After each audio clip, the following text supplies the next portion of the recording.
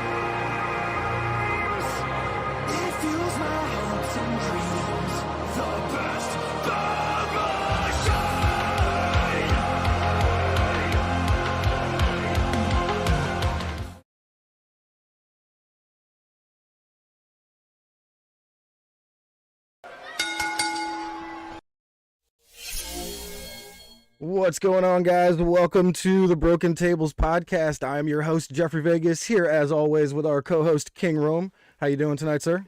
I'm doing great. That's excellent to hear. Excellent to hear. We are here with our episode number 118 for our AEW Dynamite review. And this was a pretty good episode of Dynamite here tonight, if I do say so myself. I wouldn't call it like an all-time great or anything like that, but it was just a very good, decent episode of Dynamite. And anytime I get to see Mark Briscoe now, I'm all in, man. Like, I love that guy. I thought it was a really good show. I thought it moved, I think it moved some storylines forward. But I mean, overall, I think I agree with you. It was a good show. I think there were some storylines that I would have liked to have seen moved forward a little bit more than what happened to them. Yeah. But I mean, yeah, I thought it was a pretty good episode all around. Yeah, I definitely agree. Hey, what up, Coog? How you doing? And Coach Nick in chat as well. What's up, guys? Welcome. So, there was a couple of things tonight that I did have a couple of small problems with, but we'll get to those when we get there. We started the night off with Jay Lethal, Jeff Jarrett, Sanjay Dutt, and Satnam Singh versus Danhausen, Orange Cassidy, and... Wait, was it Danhausen? No, it was, it was the Why did I write Danhausen? It was the acclaimed Orange Cassidy and Billy Gunn. And Billy Gunn, yeah. I'm like, why did I write Danhausen? I'm sorry, it was Billy Gunn, Orange Cassidy, and the acclaimed. I'm glad I caught myself there. I was just like, what am I reading? In an 8-man tag match. Now, I thought this was a very good match here, but I did want to say one thing, like, if you're going to have the Acclaim come out for the first match and hold those viewers from the Big Bang Theory, I feel like the Acclaim's music should have hit first, you know what I mean? Just hit them with that rap right off the bat, and I think we would have got, a lot of viewers held over from the Big Bang Theory. What do you think about that? I don't necessarily agree with that. I think that it makes a lot of sense for the Acclaim to go last because they have a speaking segment in their entrance. And I think that generally flows a little bit better into the ring and the start of the match. That makes sense. That makes sense. I think Orange Cassidy is a draw. I mean, as we've talked about in the past, a lot of casual fans, a lot of people that don't watch wrestling, like when people do... I don't want to say like complete like studies because it's not that deep, but like when people that I've seen like talk to their friends or their family who don't watch wrestling and they show them wrestling, Orange Cassidy is usually one of the non-wrestling fans' favorite people. So I think that having Orange Cassidy come out is actually that would have worked too. He could have came first too. Yeah. Yeah, but like they wanted to have the heels first because it goes in line with Max's rap. I mean it adds to the effect. So, I good get point. what you're saying, but I think Very good point. Everyone's entrance had a place for a reason. I did like that Orange Cassidy's entrance got a little bit of a tweak where, like, while Jane is starting up, it's just kind of yellow and red lights, like, kind of whirling around. I thought that looked really cool. Yeah, that's a great point, though, how you said the rap had to do with Jeff Jarrett, so he had to already be out there. That's a perfect point to counter my whole thought, so there we go. I actually thought this was a very classy rap from Caster. I thought he definitely toned it down quite a bit, because he did mention Jeff Jarrett's father passing away, and he called him a legend. And then he used it to kind of diss Jeff Jarrett, and I didn't have any problem with this. I'm gonna be honest. I think a few people might have, but I don't feel like I had any problem with that. I think Jeff Jarrett wanted things to be as much business as usual as possible tonight. Yeah. He made that very evident, and Tony Khan made it evident too. He said that he wasn't going to make Jeff do anything he didn't want to do. Jeff insisted on being in Laredo and wrestling and going through the match. It's what he wanted. So, I mean, at the end of the day, like, if that's what he wants to do, I mean, you're going to respect his wishes.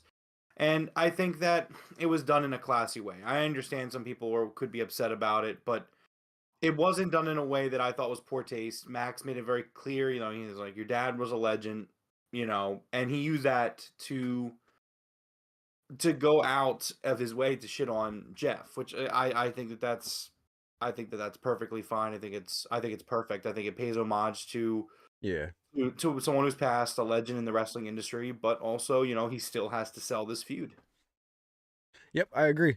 And Natasha made a great point as well. Having Jarrett come out first because his dad passed away. That's a good. That makes sense too. Right. So, good points all around. I really enjoyed when we got Billy versus Jeff in the ring. Just seeing those two, veterans together. Both of these guys. How old is Billy now? Do you know? He's in his 50s, right? I think so.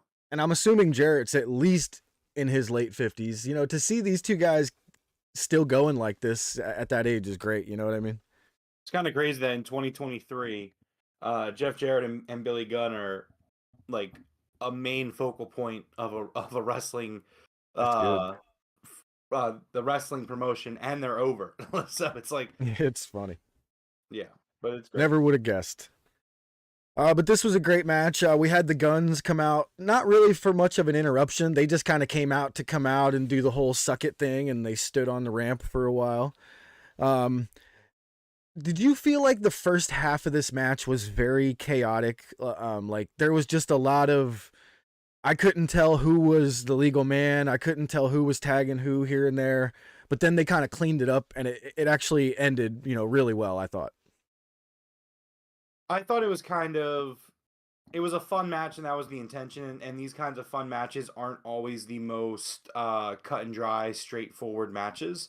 At the end of the day, you have so many entertaining pieces like in motion here. You have the Acclaimed, you have Orange Cassidy, you have Sanjay Dutt, you have Satnam Singh, who's really entertaining too. Like all of these guys kind of playing off each other, doing their thing. You throw Billy Gunn in there, you throw Jeff Jarrett in there, the appeal of the two of them.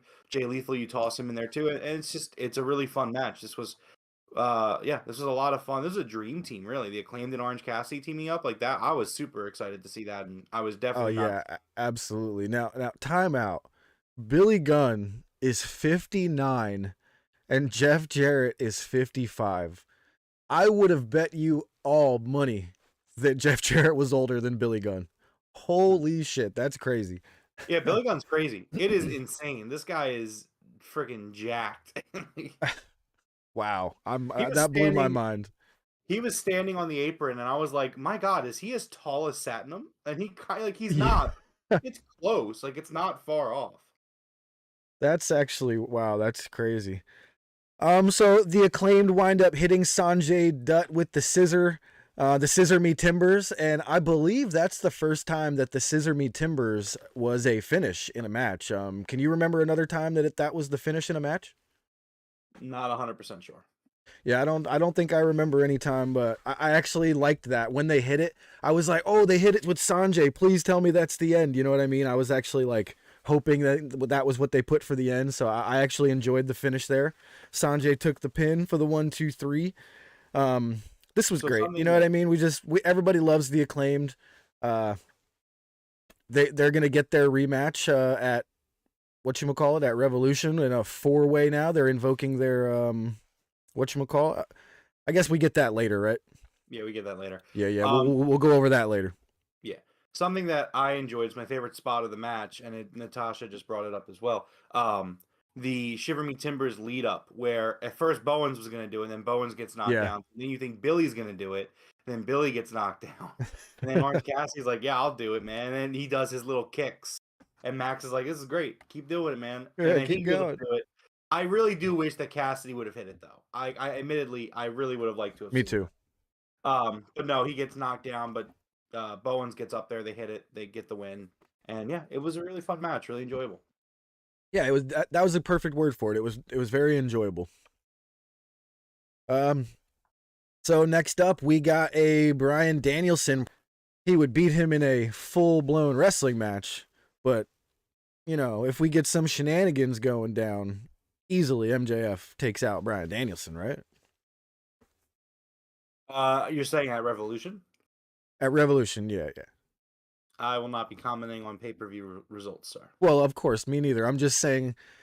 So what I'm saying is Danielson's saying that nobody should believe that MJF can beat him. But I'm saying if you think about MJF cheating, you should think that MJF can beat him. That's what I'm saying. Yeah, sure, absolutely. Yeah, you know.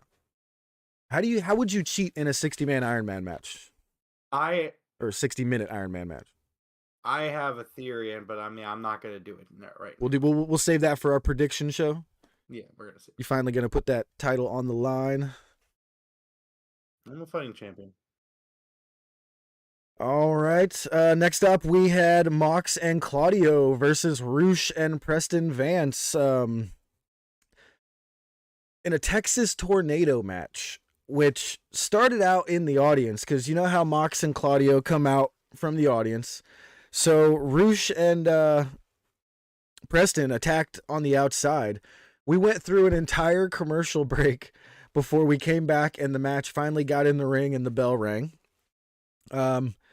This was pretty decent. I liked how they kept showing Hangman backstage, kind of showing how he's like obsessed with Moxley right now because he didn't have anything to do with this match, like nothing. And he's still just back there obsessing, you know, over Moxley.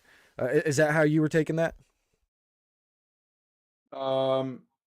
Sorry, I was checking Twitter for something. What was it? I'm just saying, you know, how they have Hangman watching backstage. He had nothing to do with this match other than maybe he's like obsessing over Mox right now. Is that what it seems like they're trying to portray?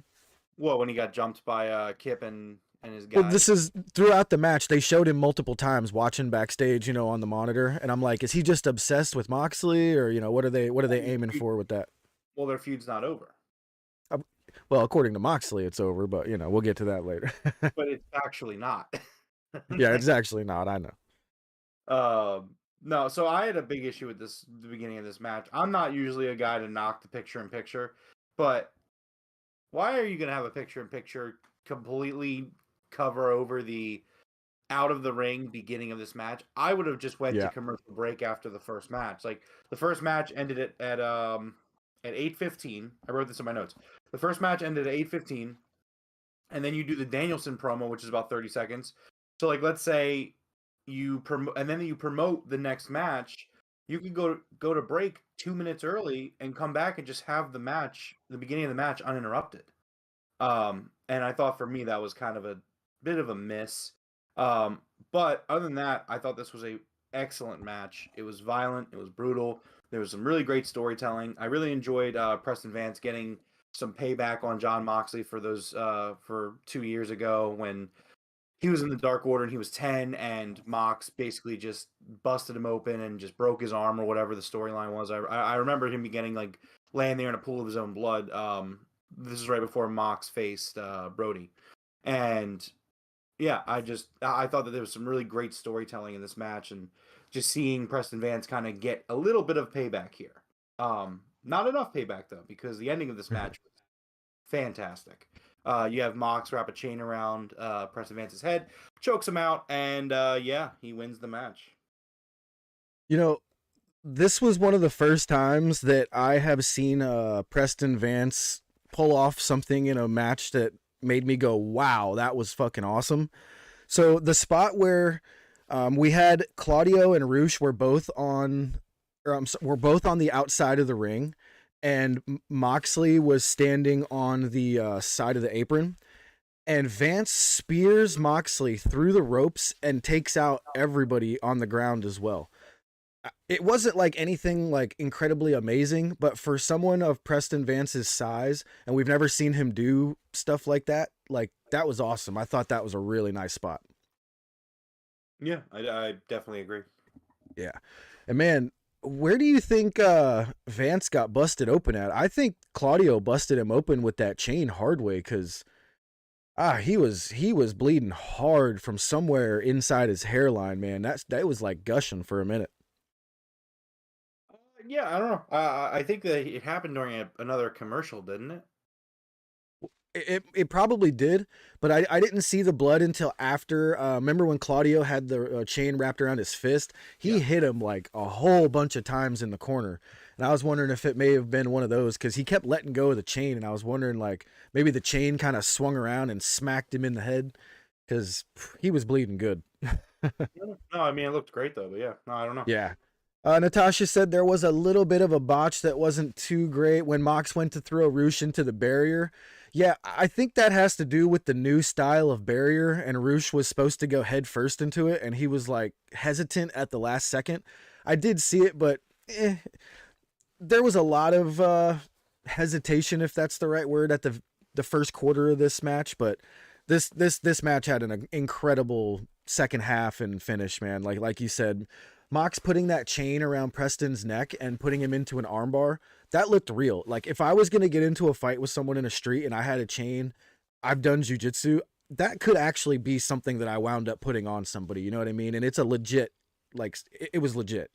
So that was really cool to see that be the end of the match. Yeah.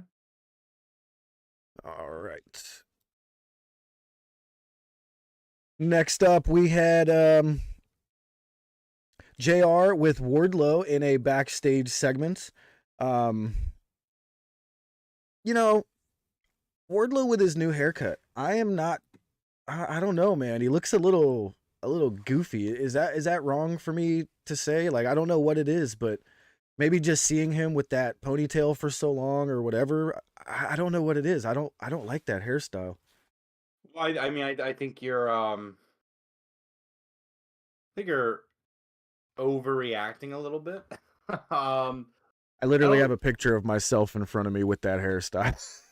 Right. I don't think it's necessarily a bad look. I would much rather focus on the brilliance of this promo, and how they made something in retrospect that seems so simple and so unimportant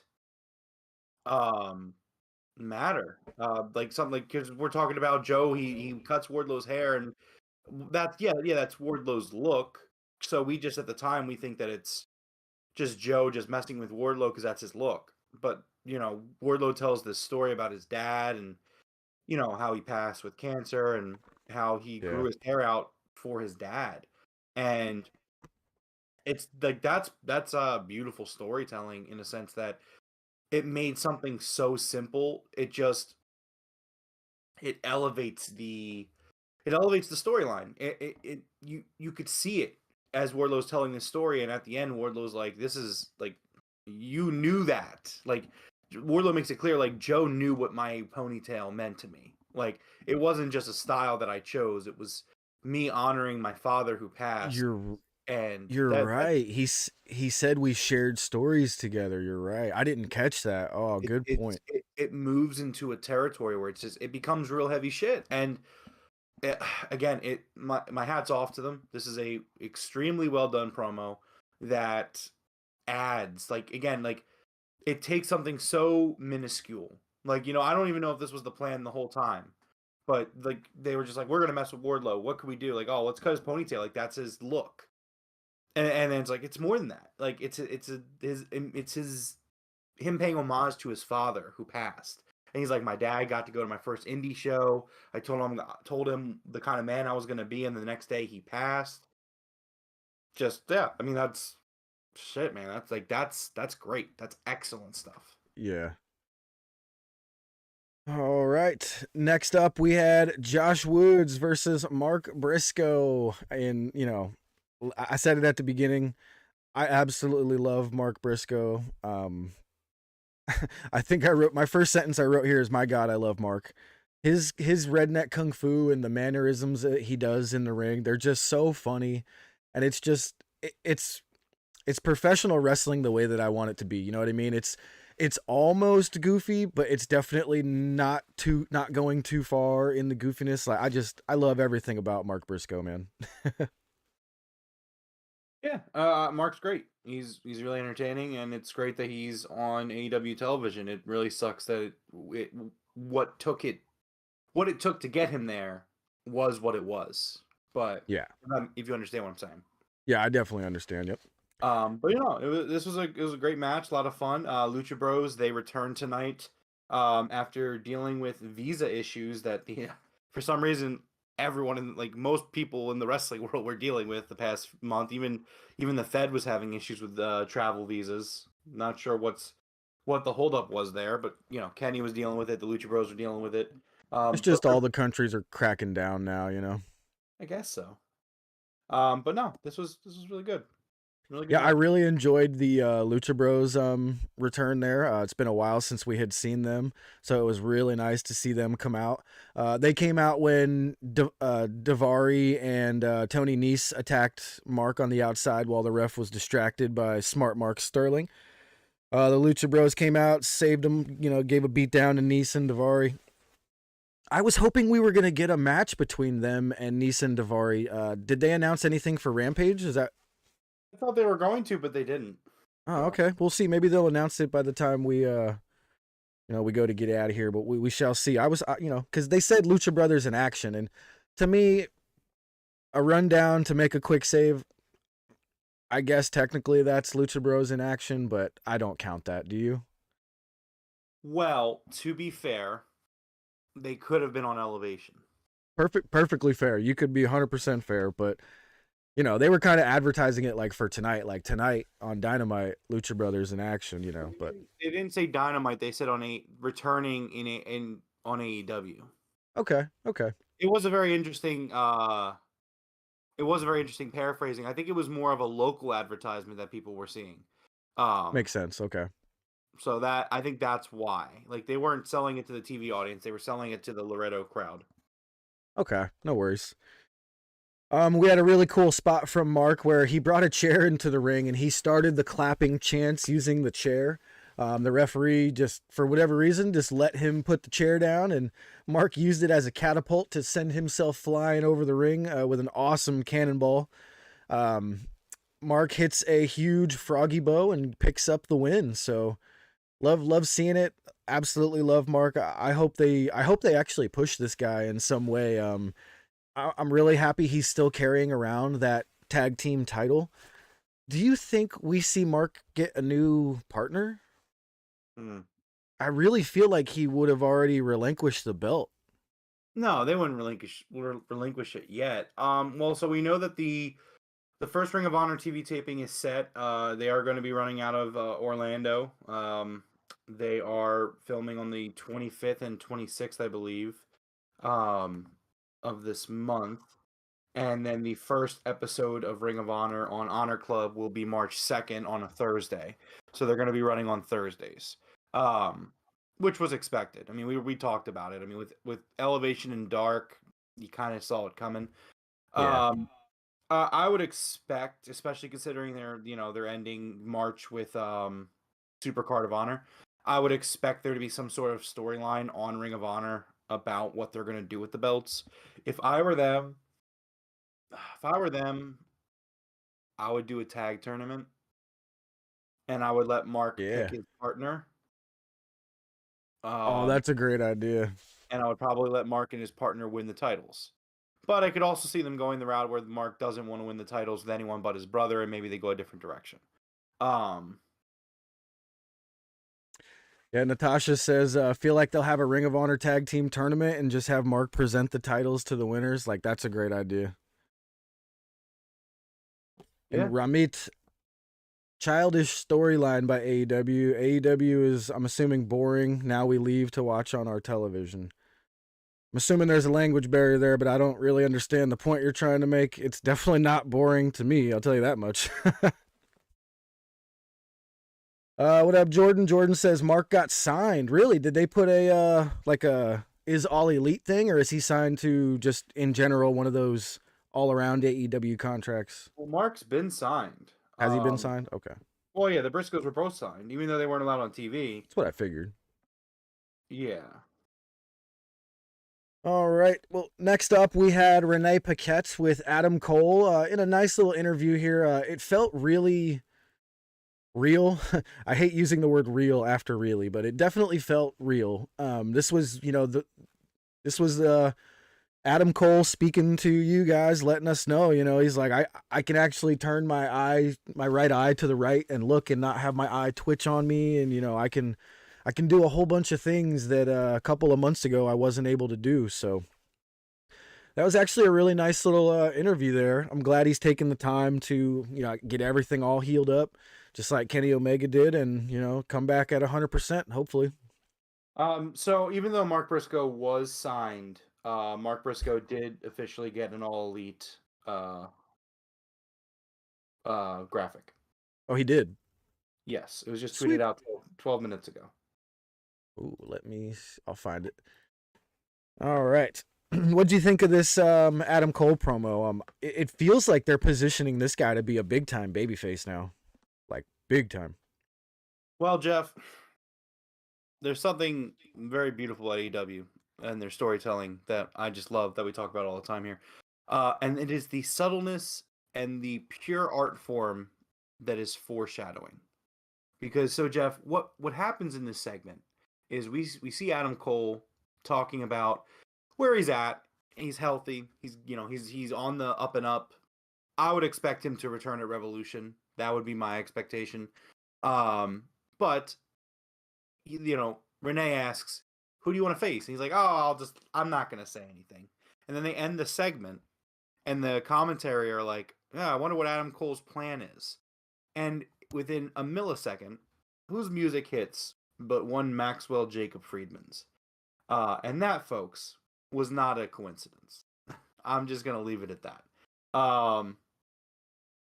I think the plan is for Adam Cole to be one of MJF's big challengers this year. I don't know if he's going to be the one. For me, Okay. there's three guys who I think are the guy that should beat MJF. Jeff, who do you think I think those three people are? Let's start with Hangman Adam Page. That would be one of them. I mean, I'm just gonna kind of go with mine. So yeah, we'll stick with Adam Page. We'll go with Kenny Omega. No, I don't think Kenny should beat him. But go ahead. Do you have any more guesses? It's tough to figure out the next one, but I'm gonna go with a wild card and try to get in your brain and pick Orange Cassidy. I knew you would, and I'd mark out, but no, I don't know if that's the play, unfortunately for me. No, the three guys that I really see a MJF losing to at the end of this year. Hangman Adam Page, because while MJF is the villain of AEW, Hangman Adam Page is absolutely the good guy. Natasha named another one of my picks, Adam Cole. I think that Adam Cole is a superstar who, unfortunately, last year kind of derailed for him due to injury because he was a part of the Owen and then he got hurt, and it was just this whole big thing where I feel like his momentum kind of died out. But obviously, I really do think Tony Khan thinks the world of Adam Cole, as you should. The dude's phenomenal. You just mentioned the Owen Cup. When does that take place? I think it happened. It happened in May last. Didn't it happen at Double or Nothing, or was it All Out? I think it was Double or Nothing. Yeah, right, because it happened before Forbidden Door. Yo, that'd be a nice little push for Adam Cole to go win that again on his way to challenge MJF.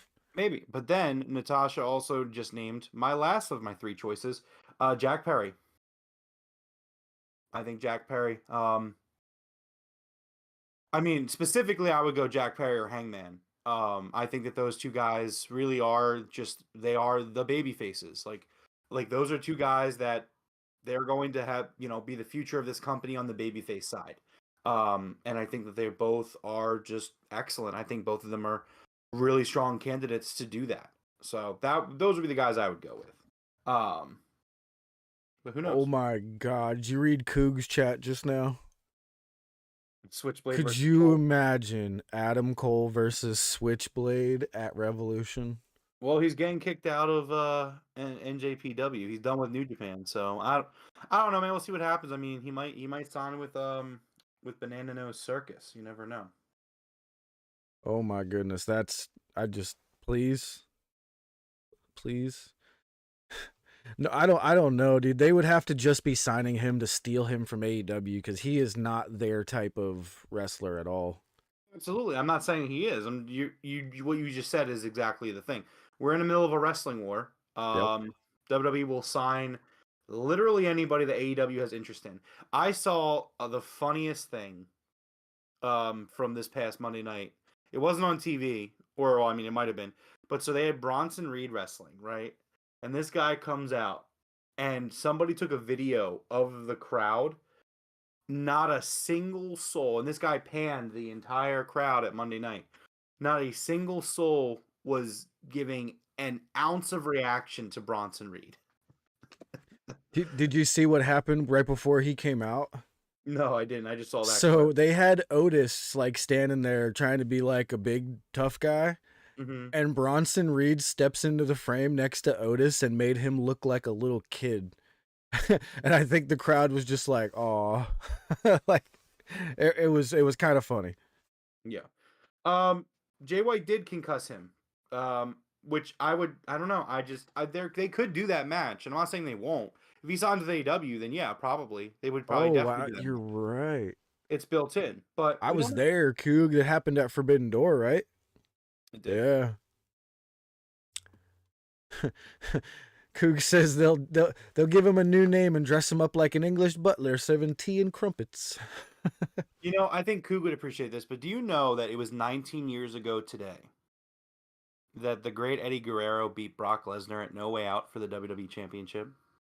Nice. And I thought to myself when I saw this, and I was like, that was like the last time I think that they actually like did something like that. You know, Like, because like think about it, it was the pay-per-view before WrestleMania, and they had the champion drop the belt. I mean, obviously Brock left the company after WrestleMania, so there was reasons for it, but like like think about that. Like somebody like Eddie Guerrero, which I love Eddie Guerrero. I'm not saying that in a negative way, but the way that that company would view someone like Eddie Guerrero, like beating Brock Lesnar, like for the world title a month before Mania, like that's kind of crazy if you think about it. Like you wouldn't think that that would happen in that company. It was 20 years ago, so. you know, someone pointed something out to me today that kind of bothered me that I never actually realized.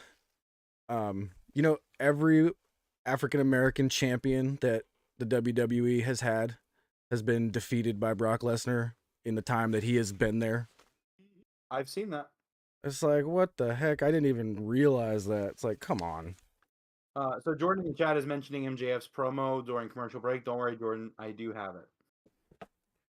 Man, Coog, I remember the morning that I woke up like ready to watch Sunday Night Heat, and like my dad was telling me that Eddie Guerrero passed away. I was so sad, dude. It was like that was horrible. Oh, it was a Monday. Yeah, I think either he was on Monday Night Heat or he didn't show up to Monday Night Heat or Sunday Night Heat, No, something so like that. And then on Monday, I found out he had passed away. yeah, I remember it was a weekday because I remember it so vividly because I was in middle school at the time. Um, Ugh. and my friends and I, we were cool with one of the teachers. So for our lunch break, we would actually go up and hang out in his like classroom because he had the same lunch period as we did. So we would go up and we just kind of hang out on the computers. And I went online and it was like Eddie Guerrero's passed, and I was like, what? Yeah, that was rough.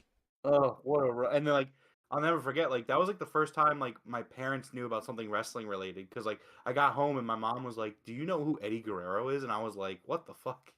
Because Yeah. it was all over the news, and I was like, "What is going on, man? Oh man." Yeah, I don't remember how Eddie old would I have was. AEW. Like I'm so convinced in the bottom of my soul that Eddie Guerrero would have fucking loved AEW. He would have Oh loved yeah, for everything sure. about it. Like, man. All right. So as you said, MJF's music hits right after Adam Cole's promo, and this was hilarious to me because they kept on making it known that MJF was contractually obligated to be there.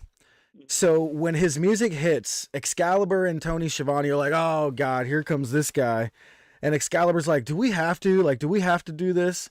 And Tony Schiavone's like, "Well, he's contractually obligated, so I guess we're contractually obligated." I got such a laugh out of that, like the the announcers thinking that they were contractually obligated just because MJF was. I was laughing for that. I thought it was great. So during the commercial break, MJF has some fun with the crowd, Jeff, and I would like to tell you what happens during the commercial break.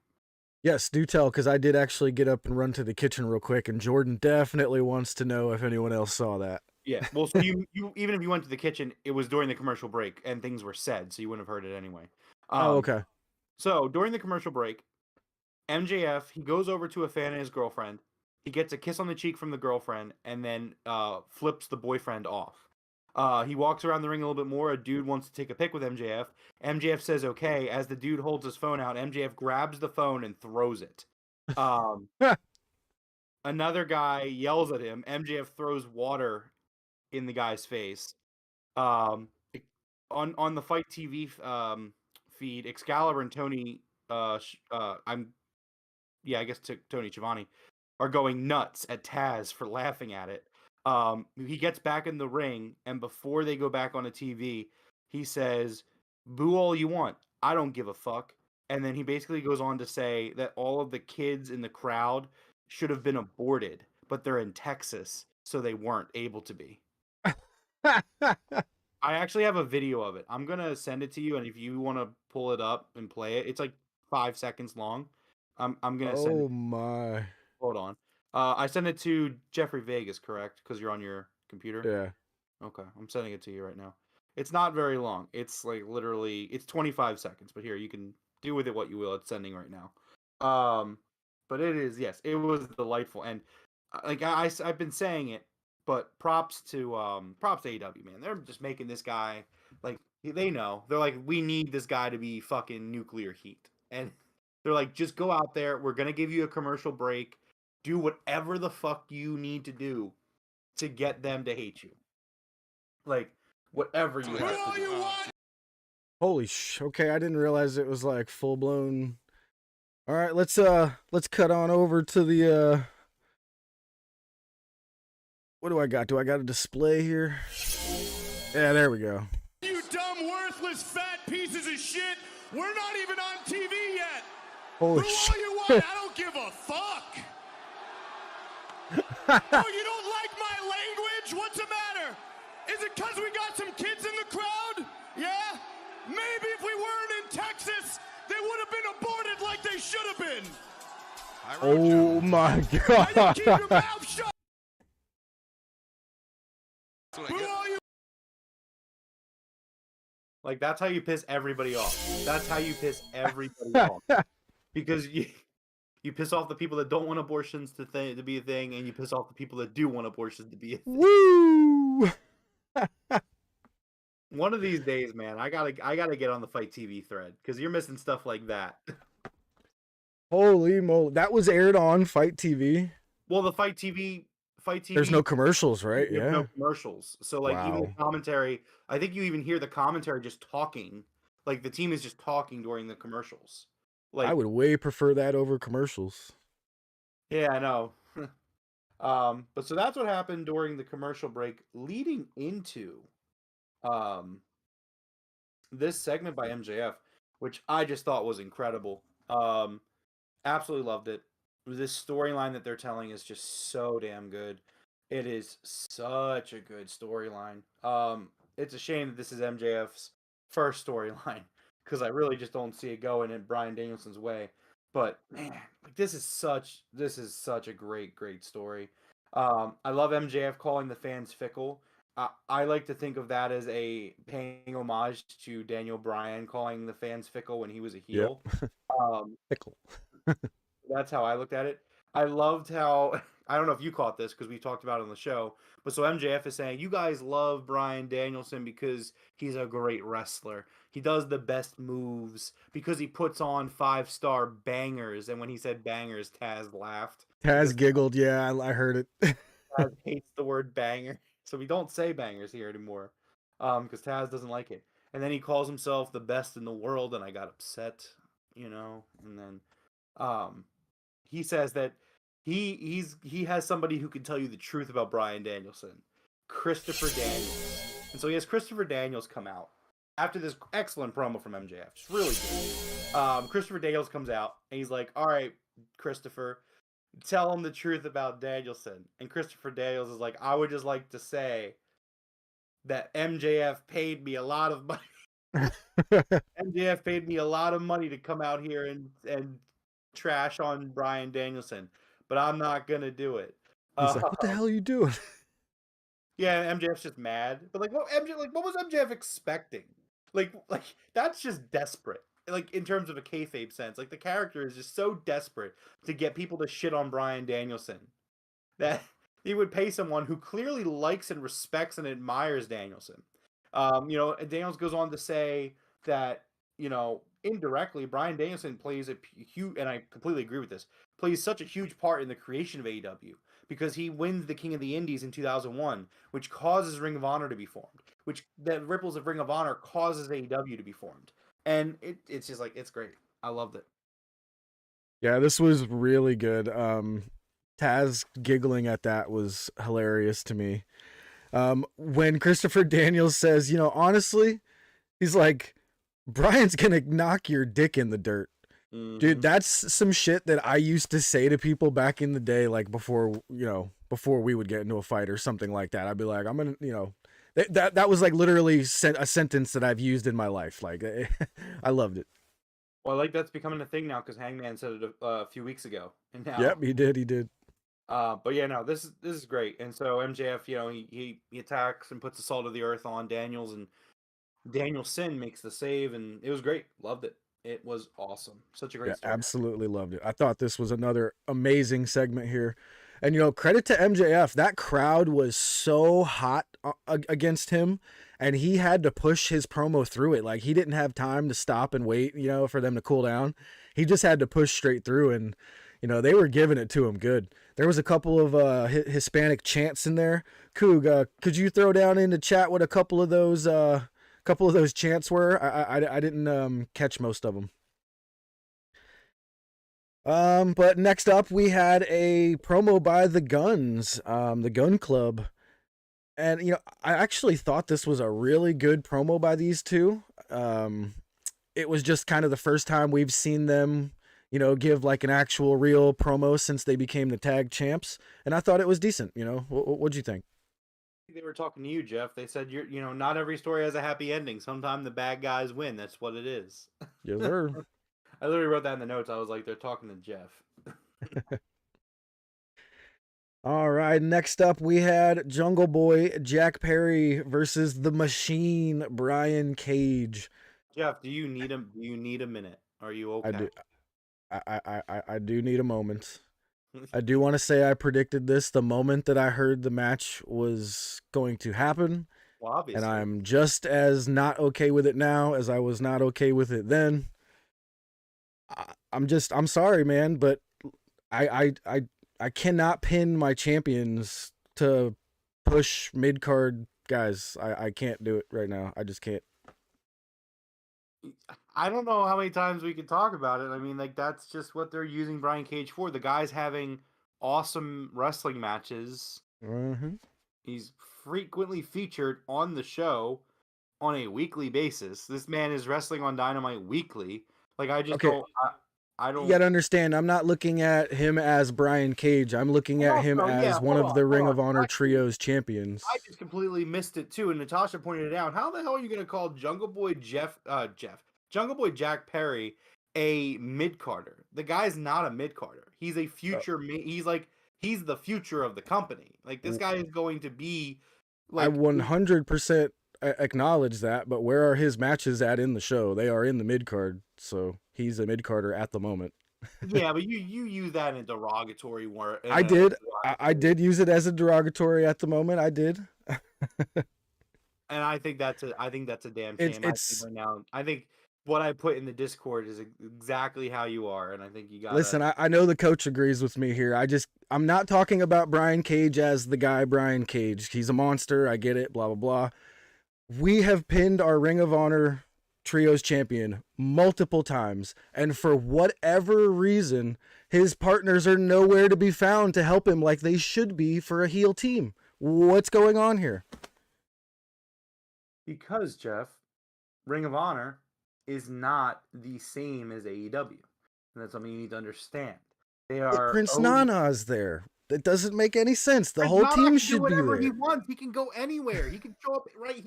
Hey, Prince Nana, come on in here. He could be here right now. Like True.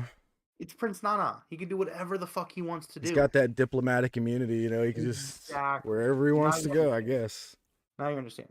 Anyways, no. Jeff, you're still upset about this, and I'm going to say the same thing I say every single week. He is not a singles champion. It is okay for him to lose singles matches. It is a great way to build credibility. He's having excellent matches with Bryan Danielson, Jack Perry. This guy is a featured character on this show week in and week out. There are people that would fucking murder somebody to get Brian Cage's spot right now. I do like what Natasha said. So the Ring of Honor guys are kind of showing up just like an NXT guy would on Raw or SmackDown. That makes some sense. I like that comparison. I do. Right, and that's what I'm saying. Like, you're not going to see Ring of Honor guys jumping ship all the time and just beating AEW guys. Like, yeah, and you got to understand where I'm coming from. Like, you remember how I used to complain about the WWE pinning all their champions all the time? So I can't like let it slide over here as well. You know, I used to complain about that a lot. I can understand that, but it's not the same thing. Like, for example, if one of the because like we'll just go with this. I would not be upset if. Actually, I don't want to say Madcap Moss because I would be upset if Madcap Moss did anything worth. What the hell is a madcap? I'm still trying to figure that out. If Kevin Owens beat one of the Usos in a singles match, well, they're the tag champions. He beat a champion in the company, but they're not singles champions. They're the tag champions. Dax, Cash, same thing. It happened all the time last year. You're just not remembering that these things happen all the time, and it's okay. It's one thing for like a multi-man champion to lose singles matches, but it's another thing if like Orange Cassidy or Joe were losing singles matches. It's just not the same thing. It just really isn't. Like, you won't see, for another example, while we're at it, Top Flight beat the Bucks. The Bucks are the trios champions, but what did they lose in? They lost in a tag match. They did not lose in a trios match. You have to understand that in the kayfabe, Jeff, these different types of matches require different strategy. A singles wrestler will not always translate well into a tag environment, and vice versa. It's just kind of how the kayfabe, the psychology of the world of pro wrestling inside the universe works. And it's okay for a trios champion to lose singles matches. It's okay. All right. Well, I feel like you guys have talked me into it. I'm slightly okay with it now, but look, I'll say this: if it happens again, I'm gonna flip out. I know you're a Brian Cage. I'll say this: this man has been featured on TV weekly for months at this point. Yeah, I agree. He has been on TV every single week. He faced Takeshita. He faced Danielson. He faced Jack Perry. He was, I think he faced Darby. No, Wardlow. He faced Wardlow. Like, this man has week in and week out been on TV doing stuff of worth. So, like, I'm sorry, but you can't just say, oh, well, he's lost every match, so it's a waste. Like, no. Like, again. No, I don't think it's a waste. I just don't like seeing champions of any kind being pinned. That's all. So I don't think it's a waste or anything like that. And I agree. He's been featured a lot, especially this year, you know, so I'm happy he's in the ring. It's just kind of, I don't know. It feels like they've done it too many times. Wrestling all the time. Like I don't know why, but this is just a random example that popped into my head. But remember when right before Thunder Rosa won the title, I think if I recall correctly, Britt Baker lost a tag match like the week before. Like she lost that match. That's a champion losing a match, but it wasn't a singles match. So it doesn't necessarily muddy the waters of the following results. Like, you know what I'm saying? Like it's different divisions. Yeah, I got you. But okay. So, Jungle Boy does pick up the win here with his new finisher, the cutting elbow to the back of the head. Did they mention what he calls it? Did he give it a name or anything like that yet? I missed it if they did. Yeah, I don't. If they said it, I missed it as well. Maybe somebody in chat, if you guys heard what Jungle Boy calls the new, elbow slice to the back of the head. But as he's walking up the ramp, Jungle Boy, Christian Cage's music hits, and he comes out onto the ramp with his, his shoulder sling on. And I think I got a hot take coming here, dude. Jungle Boy goes to attack Christian completely unprovoked. And as he should have, Christian Cage defended himself with a can of mace. A Christian Cage wearing a shoulder brace, by the way. So Jungle Boy is attacking a poor, helpless, defenseless, injured man. Unprovoked. He didn't do anything to him. Oh. It's been months since these two have seen each other, first of all. That is unprovoked, right? That is unprovoked assault, sir. Hold on. And he deserved every bit of that pepper spray he took to the face. Time out. This 2023, baby. Attack somebody unprovoked. Shh. This man, Christian fucking Cage, has, number one, said that I'm glad your fucking dad's dead. I want to fuck your mom. He turned his best friend against him, cost him the tag titles, and you call this fucking unprovoked? Last time that Christian Cage was on TV, Jack Perry got fucking wrecked. So like, what are you talking about unprovoked? Would the officer of the law accept any of that in the assault charges, sir? Probably, but except for the fact that this is fucking pro wrestling. I've been waiting all night for that segment, bro. I was like, Jungle Boy deserved everything he just got. No, none of it. This is great. I'm happy Christian's back, and all I could think about, Jeff, was the fact that CM Punk had a very similar injury to Christian Cage.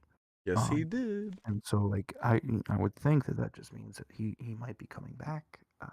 I don't know how this audio sounds with me talking into the mic this way. But I mean, like, I miss my boy, man. Actually, I'm wearing my CMFTR outfit, bro. What you mean? You know what I'm saying? Like, I miss my guy, man. It was my guy. Like, me too, bro. Me too. I was mad. And I don't think it's a coincidence that they've been talking about him more and more on YouTube. So, yeah, I hope. I mean, I really hope that everybody can kind of just figure it out and just do business. I think you're making a huge mistake if you're just going to refuse to do business. Natasha said it too. Yeah, I noticed that as well. They said best in the world a lot tonight. Who will be the first Mexican-born AEW champ? Phoenix, Rouge, Penta, Bandito? That's a good question. I would probably say Phoenix. I'm in for Bandito. You want to give Bandito the TNT title? I am 100% in on that. I thought he meant like AEW World Champ. Are you talking like World Champ? I was okay. Yeah, yeah. Yeah. I still go Bandito. So I mean, maybe Penta. I don't know. I hope that everyone can kind of just figure it out and do business. Meltzer's saying that it's not going to be the case. Meltzer's saying that Tony's going to have some rough decisions to make coming up. That people are going to leave. People are going to be very unhappy if Punk gets let go, but other people are going to be really unhappy if Punk returns. I just got to say, and I will say it, like, I do think Punk was wrong at the Brawl Out. I really do. Of course. He was in the wrong. He was absolutely in the wrong. I will also, though, absolutely hold it against a lot of people who I have a lot of respect for if they do this. If they don't do this. If Kenny, if Jericho, if the Bucks, if they're just not willing to fucking print money and put your company on back, like continue to put your company on the map and do what's best for the company, like I'm sorry, like I'm that's not me leaving AEW or checking out AEW, but I'm definitely going to be disappointed in those guys. Like, because here's the thing: if all of those guys, because contract season's coming up, if Kenny and the Bucks are like, it's us or him, I would choose them for the sake of the company. I think that Kenny and the Bucks can offer more to the company due to the fact, number one, there's three of them, and that you can do a lot more with the three of them as opposed to just CM Punk, who's Yeah. a lot older than all three of them, if I'm not mistaken. And plus, like, they are all Elite Wrestling. Kenny Omega and the Bucks are all Elite Wrestling. So I would take them in a heartbeat over Punk. That being said, I would be extremely disappointed in them from a wrestling perspective to not be willing to just make the money. Like, you don't have to be friends. Like, just that would make it even better if you didn't like each other. Like, that would just make Listen, imagine those promos. Imagine the promos between Punk and the Bucks, where it's just like these guys legitimately fucking hate each other, and like they're just gonna go, they're just gonna say whatever. Like, that's the way to do it, man. so the way that I'm looking at it is if Punk is willing to let bygones be bygones and the Elite are not, like if they're literally like, no, we don't want him back, we don't want anything to do with him, I'll lose a lot of respect for him. I get it, you guys had a backstage locker room fight. That shit happens. Like, if we can't make money off of this situation eventually, there's something wrong. So I would lose a lot of respect for the Elite if they forced him out the door. But I would need to know both sides of the story. You know what I mean? Like, I would, that's probably 2 or 3 years out. You know what I mean? To hear the real full story. To be honest, I think we pretty much have just about the full story. I think what we have is out Well, there. I'm talking about the way that Punk feels right now and the way that the Elite feel right now. I just get rumors from Dave like, oh, the Elite don't want to talk to him. They want nothing to do with him. And I'm just like, I don't know if I believe you, you know? No, to be fair, also, I don't know if I believe Dave either. I mean, there's a very high chance where like they maybe were like, hey Dave, like this is what we're gonna do. Do Yeah, you and that's a great point. I'm not even sure if that's the point Coog was trying to make, but the Bucks are very, religious. They're very into Jesus, man, and he's all about forgiveness. So like, it would be very awkward for them to not forgive Punk for what happened, and try to make amends. honestly, if I'm Tony Khan, I'm just flying everybody out to the nicest fucking resort in the world, a weekend away, like, and just the five of them, like just Tony, Punk, the Bucks, Kenny, just a weekend away, and like just fucking just hash it out, man. Natasha doesn't trust a thing Meltzer says. I trust Meltzer about a lot of things.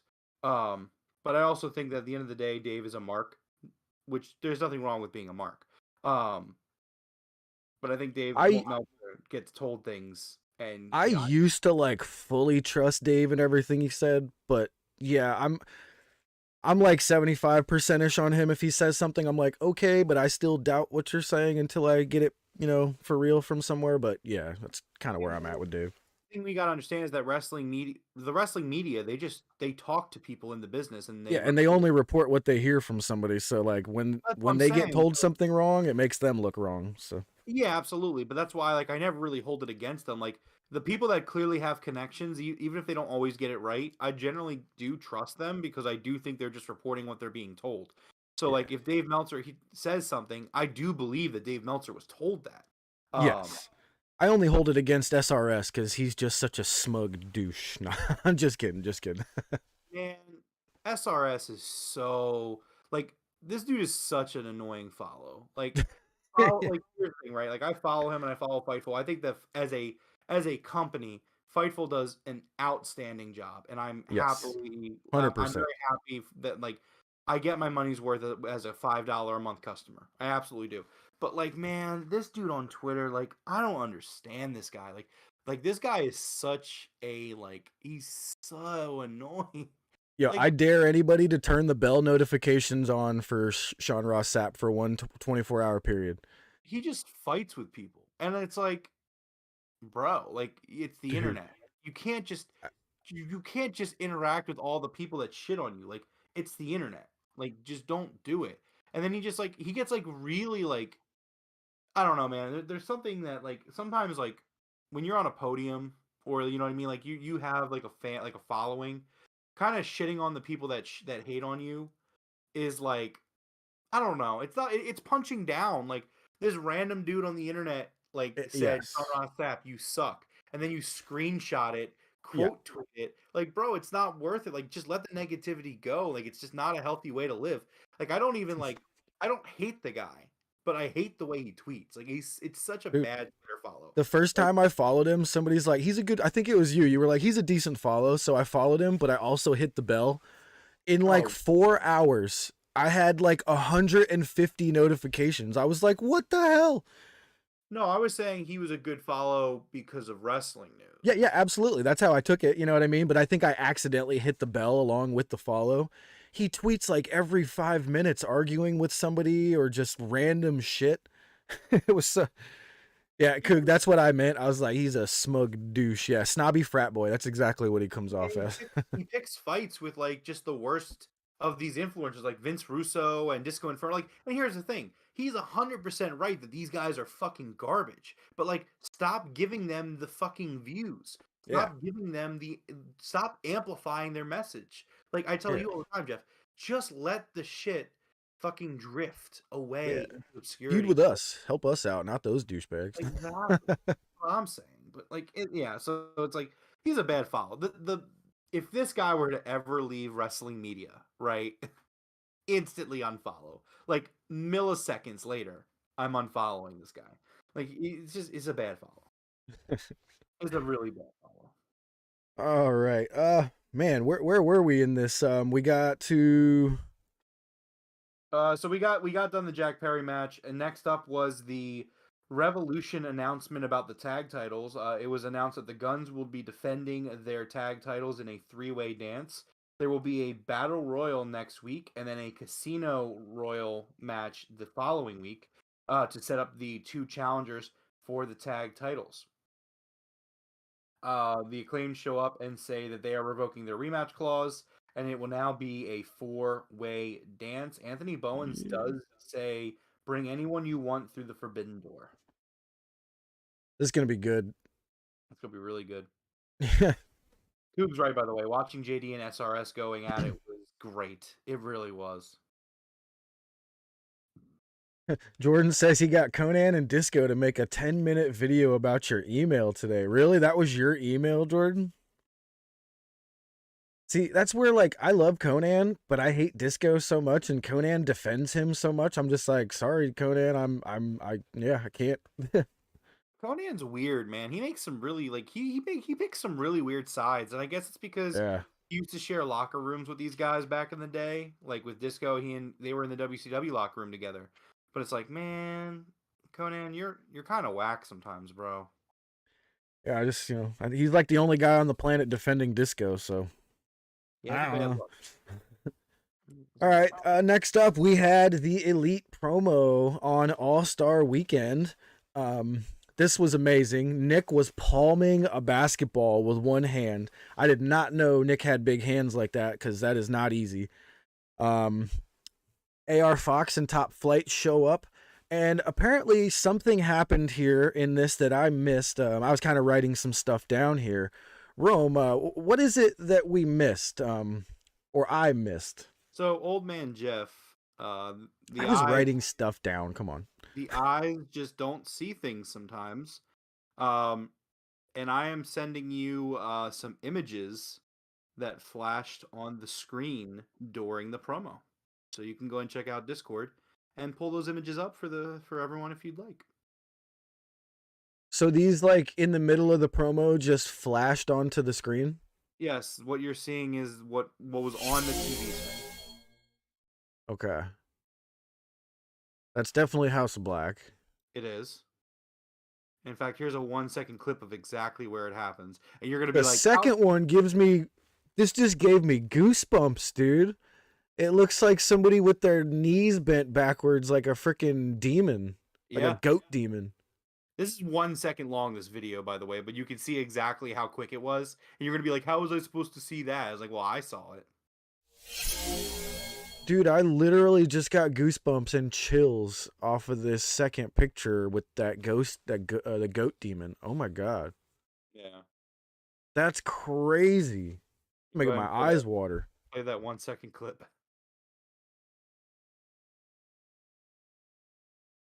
You threw a clip too? Hold on, let me find it. Oh, It's there it is. literally 1 second long. See you guys. All right, so let me go back to the display. Oh, it's definitely House of Black, Coog. See you guys. Whoa, that was fast. That's less than a second. That's I like saw it and I was like, wait a second, what was that? And I paused it and rewound it. that's only like 3 frames. Oh yeah, I was looking at the screen. I was like, what the fuck was that red flash? I was like, was that my TV? And then I went back and I actually paused it and I found those images I sent you were better quality. I took my own pictures, but So yeah, people on Twitter, I'll admit, I tried to go see what you were talking about, but I couldn't find anything other than people saying somebody in the promo was twitching. Did you catch that? I didn't catch that, but yeah, man, so that's why I do think CM Punk comes back. I hope he does, but I don't know if it like when he comes back, that's the feud, him and the Elite. But I think we're gonna get the House of Black first versus the Elite. Oh yeah, that was definitely House of Black in that first photo. Every time I think of that second photo, I get goosebumps. That's crazy. Ugh, all right. Let's go to chat real quick. So Natasha says she didn't see it, but that happens a lot of times because your brain crops it out. Yeah, I mean, it happens so quick that if you blinked at that moment, you didn't see it. Like, that was about as quick as a blink. Coog says that's like Captain Howdy, The Exorcist 1973 flashes, not the other Howdy from Connecticut. Natasha says we actually did an experiment on that in chemistry in high school. Watched a video and half the class missed a straight up gorilla walking in the back. Yeah, you know, your eyes focus on a lot of stuff and you miss all kinds of craziness. Yeah. All right, so that was a great promo by the Elite there. I'm really fascinated in the name of this Rampage being Slam Dunk and them being kind of featured for this All-Star weekend with TNT having the All-Star game. Oh, yeah. Just another showing of Warner having some faith in AEW, huh? Oh, absolutely. Yeah, it was great. Next up, we had Kip Sabian versus an absolutely pissed off Hangman Adam Page. You know, they were wondering whether he was okay and he was going to make his way to the ring for this one, but as soon as you saw him, he looked pissed. And, you know, I kind of thought he was going to come out here and just beat Kip's ass, which he kind of did, but they did let Kip get in quite a bit of offense.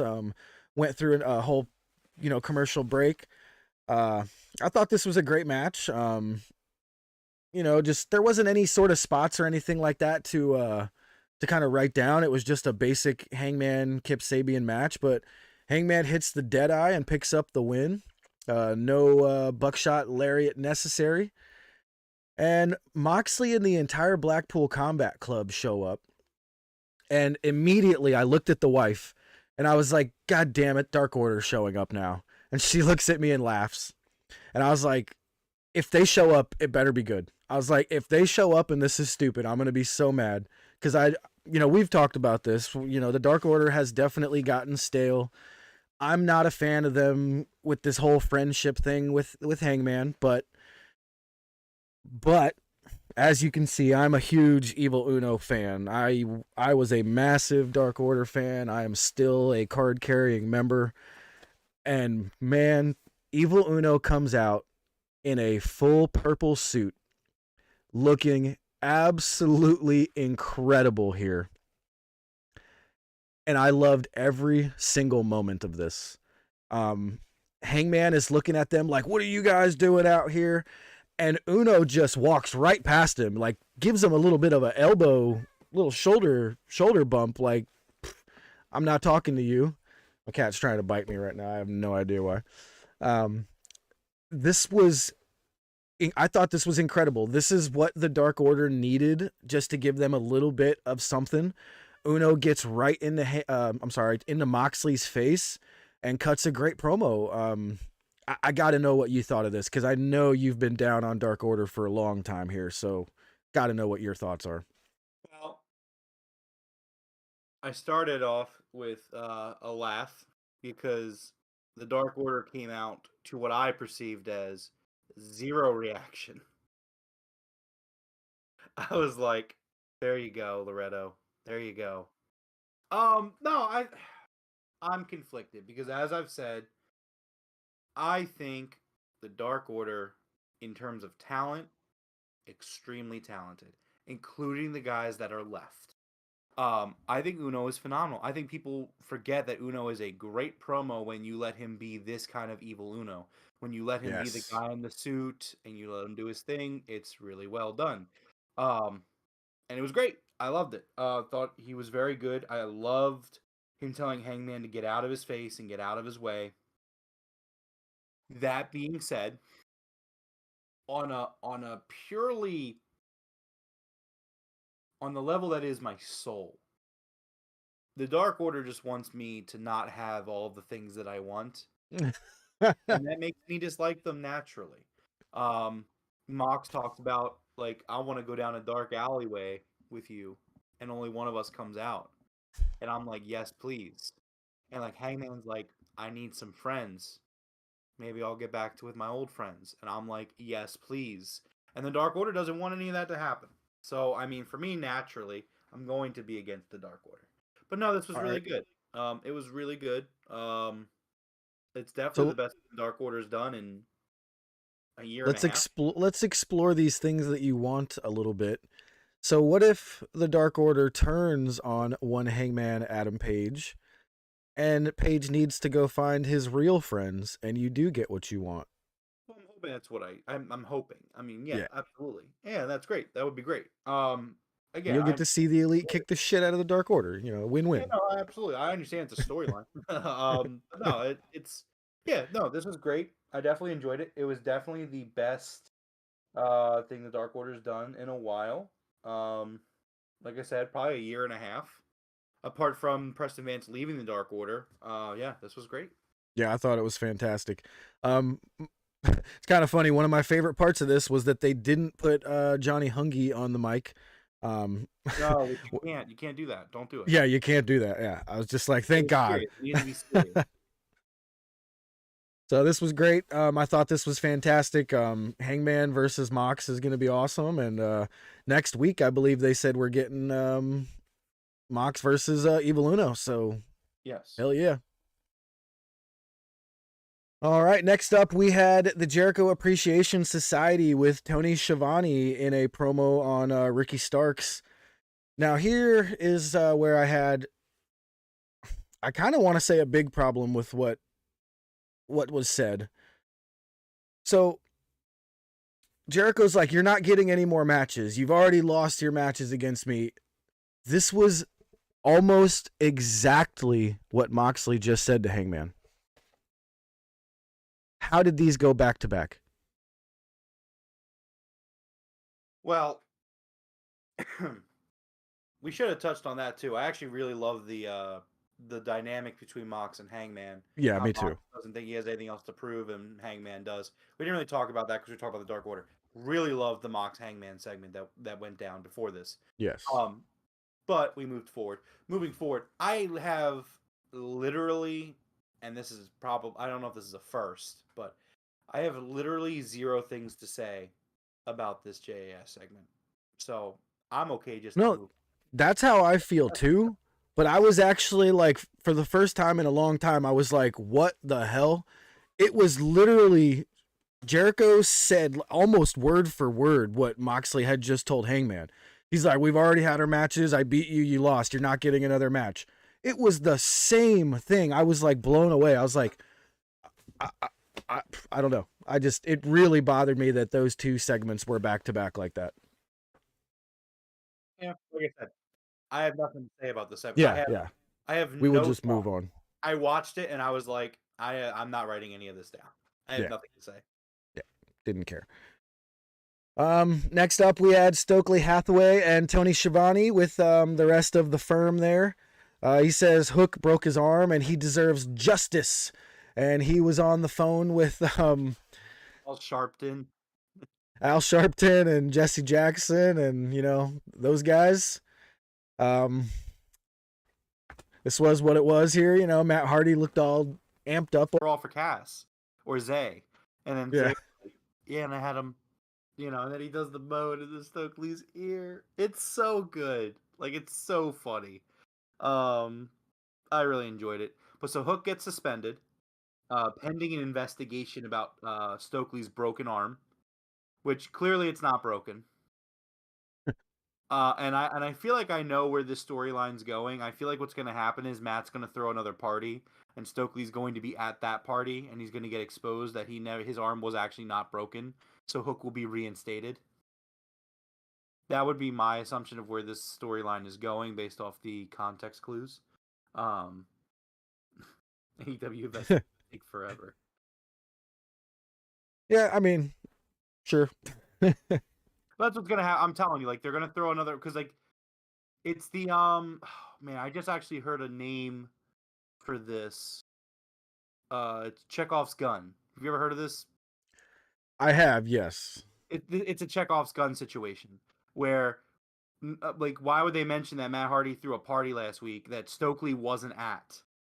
You know what I mean? Like, I don't know. I just feel like there's something to that. So I feel like, oh, he's suspended pending an investigation, and what's going to happen is Matt Hardy's going to throw a party, and Stokes going to be at the party without his cast, and then somebody, Matt Hardy, but somebody is going to send the pictures of Stoke not injured to Tony Khan, and Tony's like, well, you're not injured, so Hook is no longer suspended.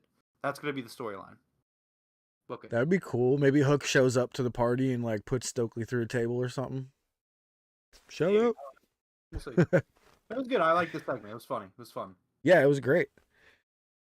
All right, and next up, it was time for the main event. We got Ruby Soho versus Dr. Britt Baker, DMD versus Tony Storm in a three-way dance. I actually loved this. I loved that they gave this the main event. I thought that all three of these ladies had a great match here. There were some really cool spots in it. I'm not too sure how I felt about Saraya spray painting the L on Tony Storm's ass and then her doing the hip attack. It was very creative, but at the same time, while she was doing the spraying, it just did not come across correctly to my eyeballs. It was hilarious is all I could say, but I loved this whole match, man. This was fantastic. I did too. I love the match itself. I love the story that's being told in the match. I loved how they had a plant at the beginning of the match with the fan. Thought that was really cool. They don't do that super often, so that was fun. And I love the storytelling of the match where, Ruby has to pick a side and she's on her own side. Love the match. Love the finish.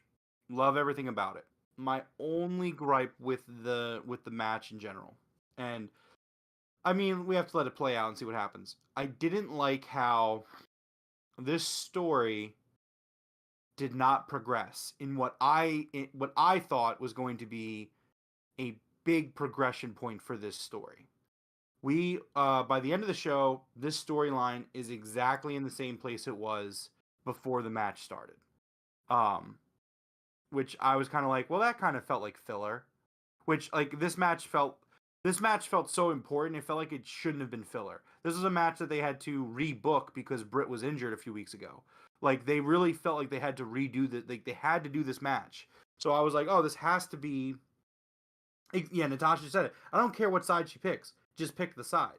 Yeah, I do agree with that. It was kind of just like, all right, so like what in terms of the storyline, like you gave them the main event. You had a late commercial break too, and I said that in the Discord. Like, they don't usually go on commercial at like 9:55. Like they usually go at like 9:50, 9:51, and then you have like 8 or 9 minutes of the show. So I'm like, oh, they're going late tonight. They did a late commercial, so they're gonna go late, so that way they can get right into Power Slap and give extra time to Power Slap or whatever.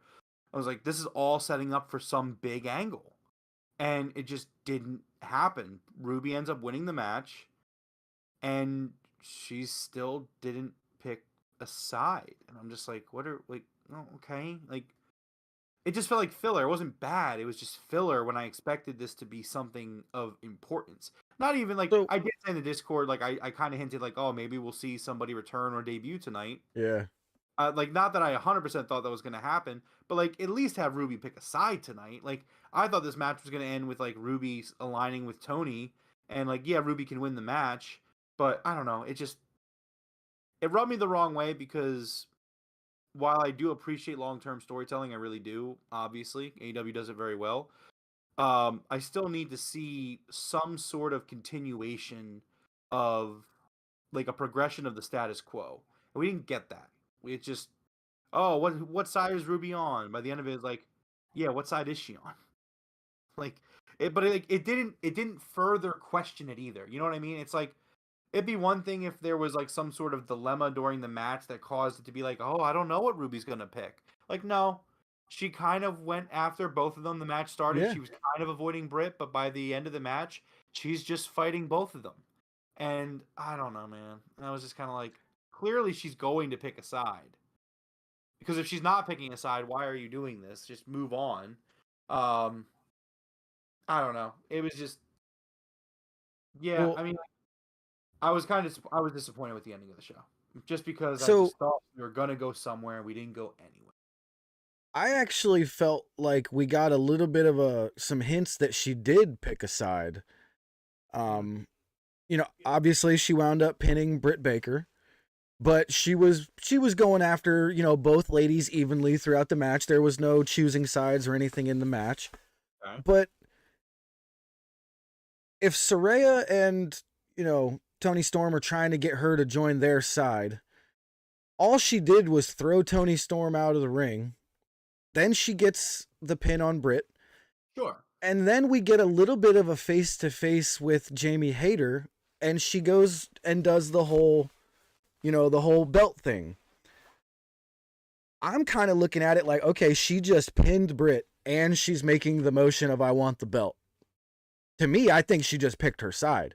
But I get it that we're not supposed to actually think that. Like, Well, no. but So the reason I see why you would think that, but the reason why, like the point you're missing is that at the end of the show, it's not just Jamie in the ring. Soraya's in the ring too, and Ruby yells at both of them to stop. She's like, "Knock it off," to both yeah, of yeah, them.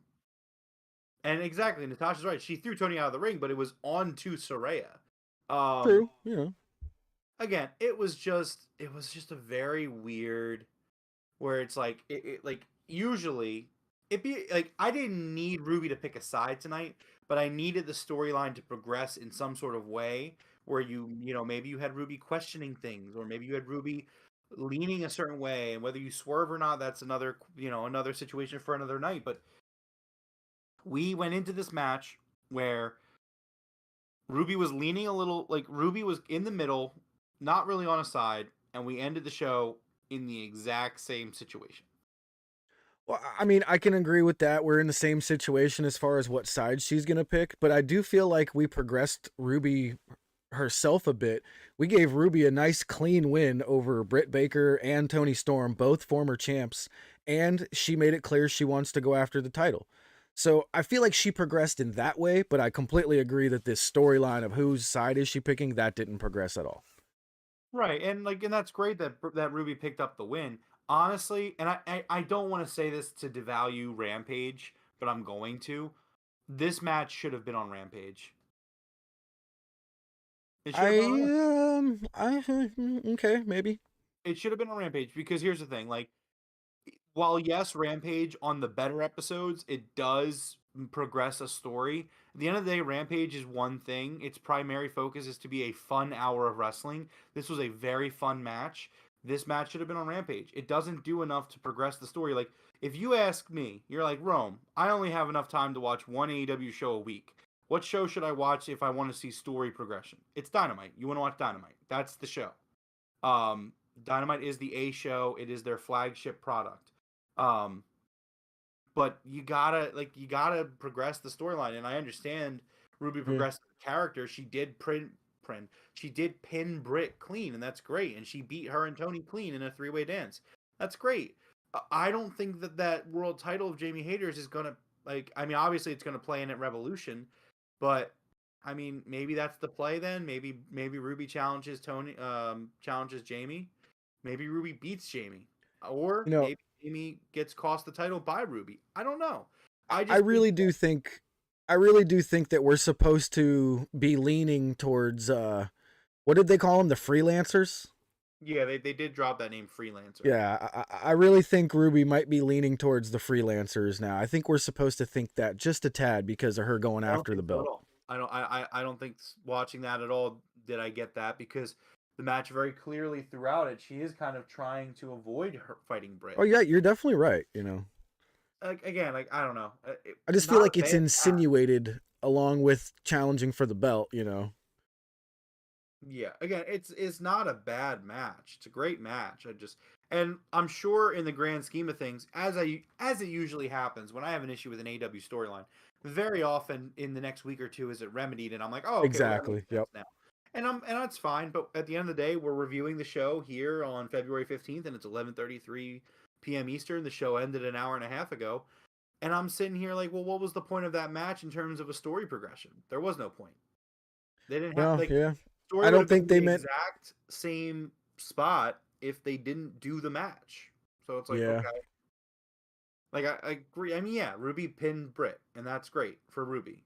But So, what if we do a storyline here where Ruby is going up against Jamie for the championship and she still hasn't picked a side? Like, let's say Tony Storm and Saraya come down to try to help her win, and she's like, "Oh, I don't want your help."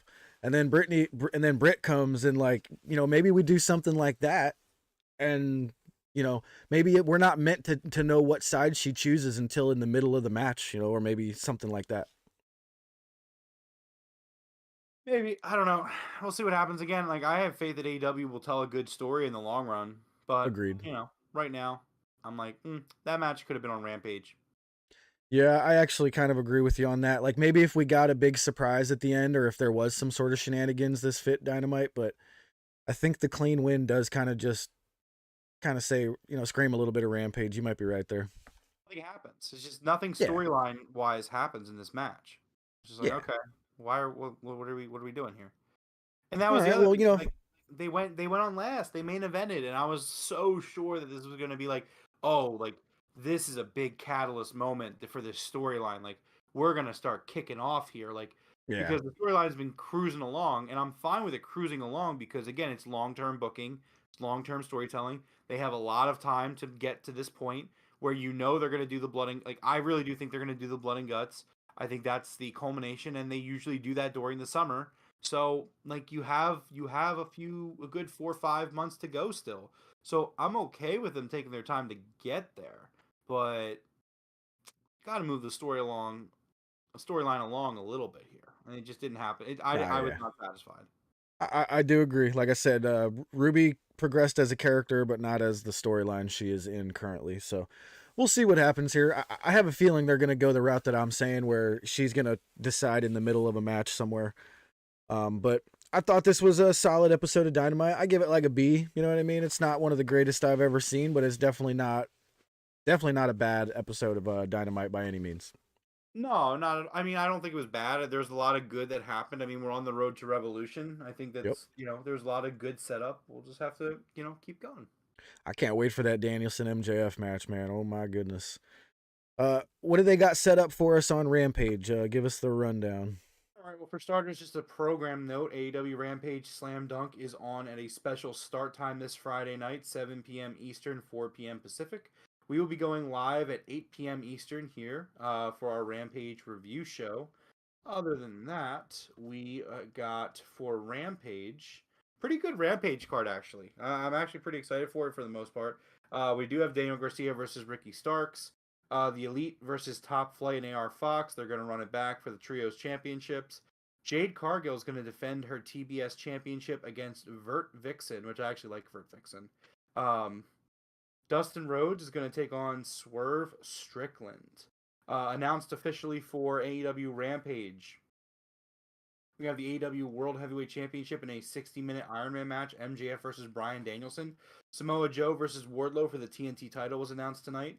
We also have the four-way dance for the AEW World Tag Team Championship. The Guns defending against the Acclaimed. and the winner of the 2 battle royals that'll be coming up in the next 2 weeks. John Moxley versus Hangman Adam Page in a Texas death match has been announced as well for the pay-per-view. We have for Dynamite, John Moxley versus Evil Uno. And we also have the announcement for the first of the Revolution Tag Team Battle Royals. This one won't be the casino one. This is just a regular Battle Royal. The teams on the card listed are Best Friends, Chuck and Trent, Jay Lethal and Jeff Jarrett, the Lucha Brothers, Butcher Blade, 2.0, Reynolds and Silver, and Tony Nese and Ari Daivari. Love me some Lucha Bros, man. I can't wait for that one. I would probably say the Lucha Bros win that match, unless there's more that they just aren't showing. And then other than that, they say that more matches will be announced following Rampage or on Rampage for Dynamite. Nice. Yo, real quick, I got to show this on the screen here. Eddie Kingston just tweeted out a picture of his new shirt, and this might be one of the coolest wrestling shirts I have ever seen. Like, everything about that shirt is freaking awesome. Says Eddie Kingston, live for this, die for this. It's got his zip code, the 730. It's got his necklace, like, that's his rosary. That's freaking awesome. Yeah, it's nice. All right, man. You got anything else you wanted to go over tonight? I think it just about covers it. Just about covers it. All right. All right, I think that's going to do it for me as well. You want to go ahead and close us out, sir? Absolutely. Well, this has been episode 118 of the Broken Tables podcast. If you enjoyed hanging out with us tonight, please hit that like button and a subscribe as well. Would be appreciated on the way out. Please check out some of our other videos. We have our gaming podcast, the Game Room Podcast, happens on Monday nights. We talked about the Nintendo Direct that happened last week, this past Monday night. We also have our Friday Rampage show coming up again. Remember, it's going to be a special start time of 8 p.m. Eastern, immediately following Rampage. You can please follow us. Our social medias down below in the description. Rampage, or I'm sorry, not Rampage, Revolution's coming up on March 5th. We will be doing a pre and post show for that as well. We're looking forward to seeing you guys next time. Right on. Well, as we say every Wednesday night and Friday night, see you guys next time. Top Guys out.